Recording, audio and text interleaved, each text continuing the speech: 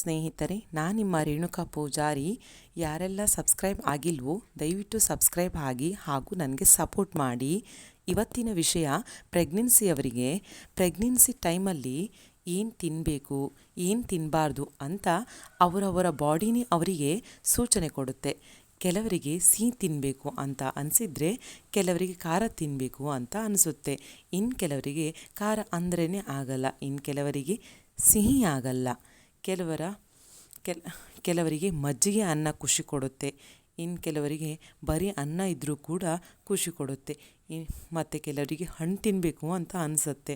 ಹೀಗೆ hormone changes ಆದ ಹಾಗೆ ಅವರವರ ರುಚಿ ಕೂಡ ಬದಲಾಗ್ತಾ ಹೋಗ್ತದೆ. ಮಗುವಿಗೆ ಏನು ಬೇಕೋ ಅದು ತಾಯಿಗೆ ಸೂಚನೆ ಕೊಡುತ್ತಾ ಹೋಗುತ್ತೆ. ಗರ್ಭದಲ್ಲಿರುವಾಗ ಮಗು ಹೆಣ್ಣು ಅಥವಾ ಗಂಡು ಅನ್ನುವ ಸೂಚನೆ ಮಾತ್ರ ಗೊತ್ತಾಗೋದೇ ಇಲ್ಲ. ಹಿಂದಿನ ಕಾಲದವರು ಮಗುವಿನ ಲಿಂಗವನ್ನು ಹೊಟ್ಟೆ ನೋಡಿ ಹೇಳ್ತಾ ಇದ್ದರು. ಅವರ ಹೂವೇ ಕೂಡ ನಿಜವಾಗ್ತಿತ್ತು.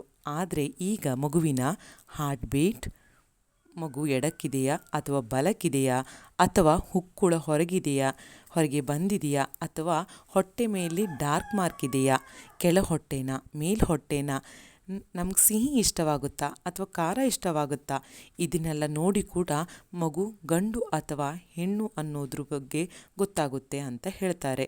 ಪ್ರೆಗ್ನೆನ್ಸಿ ಟೈಮಲ್ಲಿ ಹೆಣ್ಣಿನ ಮನಸ್ಸು ಹಾರ್ಮೋನ್ ಬದಲಾವಣೆಯಿಂದಾಗಿ ತುಂಬ ಸೂಕ್ಷ್ಮವಾಗಿರುತ್ತೆ.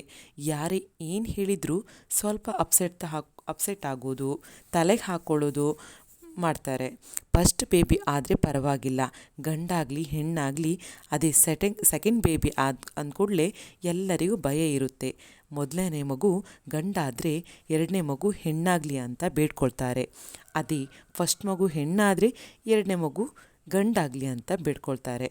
ಒಟ್ಟಿನಲ್ಲಿ ಪ್ರೆಗ್ನೆನ್ಸಿ ಟೈಮಲ್ಲಿ ಗಂಡು ಮಗುನ ಹೆಣ್ಣು ಮಗುನ ಅನ್ನೋದ್ರ ಬಗ್ಗೆನೇ ಜಾಸ್ತಿ ತಲೆ ಕೆಡಿಸ್ಕೊಳ್ತಾರೆ.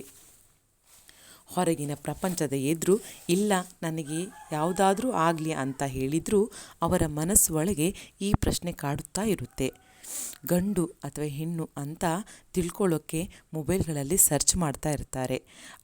ಅವರಿಗೆ ಬೇಕಾದ ಮಗುವಿಗೆ ಅಪೋಸಿಟ್ ಆಗಿದ್ದರೆ ತಲೆ ಹಾಕ್ಕೊಂಡು ಡಲ್ ಆಗ್ತಾರೆ, ಮತ್ತೆ ಸರ್ಚ್ ಮಾಡ್ತಾರೆ, ಯಾರಿಗೂ ಹೇಳಲ್ಲ.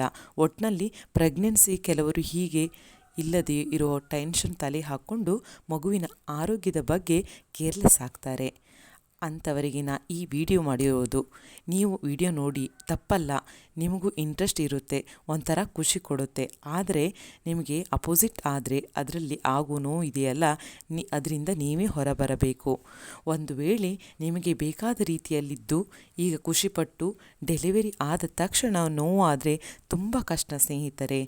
ಈಗಲೇ ಎಲ್ಲದಕ್ಕೂ ನೀವು ಪ್ರಿಪೇರ್ ಆಗಿರಬೇಕು. ಯಾವುದು ಬೇಕಾದರೂ ಆಗಲಿ, ಈಗ ಟೈಮ್ ಪಾಸಿಗೆ ಸರ್ಚ್ ಮಾಡಿ ನೋಡುವ ಅನ್ನೋ ಇಂಟೆನ್ಷನ್ ತಲೆಯಲ್ಲಿ ಇಟ್ಟುಕೊಳ್ಳಿ. ಒಂದು ವೇಳೆ ನಿಮಗೆ ಅಪೋಸಿಟ್ ಆದ ಬೇಬಿ ಲಕ್ಷಣ ವಿಡಿಯೋದಲ್ಲಿದ್ದರೆ ನೀವು ಪಾಸಿಟಿವ್ ಬರೋ ವಿಡಿಯೋ ಇದ್ದದ್ದೇ ನೋಡಿ, ಅದನ್ನು ನೋಡಿ ಖುಷಿಪಡಿ, ಫನ್ನಾಗಿ ತಗೊಳ್ಳಿ. ಆದರೆ ಯಾರ್ದೋ ಮಾತು ಕೇಳಿ ಅಥವಾ ಯಾವುದೋ ವಿಡಿಯೋ ನೋಡಿ ಅಪ್ಸೆಟ್ ಆಗಬೇಡಿ. ಯಾಕಂದರೆ ಮಗುವಿನ ಬೆಳವಣಿಗೆಗಿಂತ ಹೆಚ್ಚು ಬೇರೆ ಯಾವುದೂ ಅಲ್ಲ. ಮಗು ಆದ ಮೇಲೆ ಏನೇ ಆದರೂ ಕೂಡ ಅದನ್ನು ಸ್ವೀಕರಿಸುತ್ತೀರಾ ಅಂತ ಶಕ್ತಿ ತಾಯಿಗೆ ಇದೆ. ತಾಯಿಗೆ ಯಾವ ಮಗು ಆದರೂ ಕೂಡ